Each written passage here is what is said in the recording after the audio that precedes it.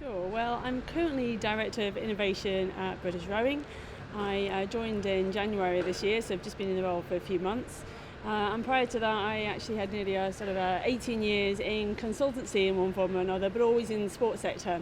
So I started in consulting after university, and that was very much just as the sports consulting world was really growing. It's very much in its infancy. Working largely off the back of kind of UK lottery funding, lots of new investment that was going into the sector.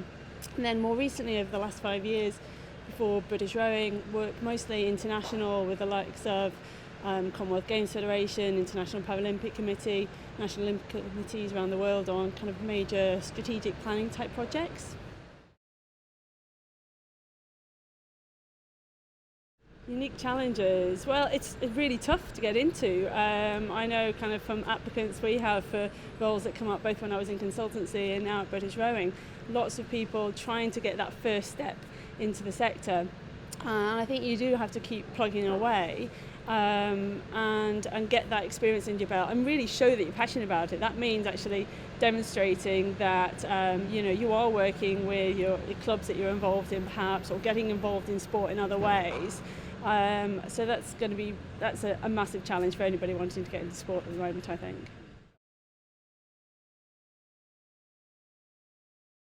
Well, there are so many different opportunities available in different areas that you can go into, and I think often when you're looking from the outside into the sports world, it's difficult really to understand the kind of scope of opportunities that are there.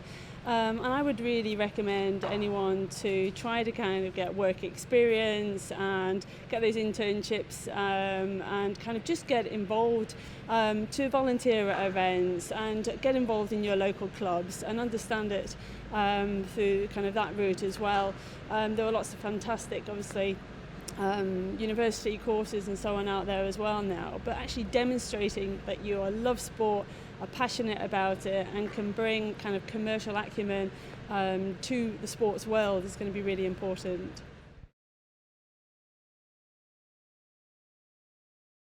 Something that I've always been encouraged to do, particularly in the consultancy field, is to step out of your comfort zone and actually do new things, try things out, that kind of fail fast, learn quick, take risks. And actually it's really important that for us all to grow that we do stretch ourselves, and advice and support I've had over the years to push myself and try new stuff has been really important in taking me to where I am now in my career.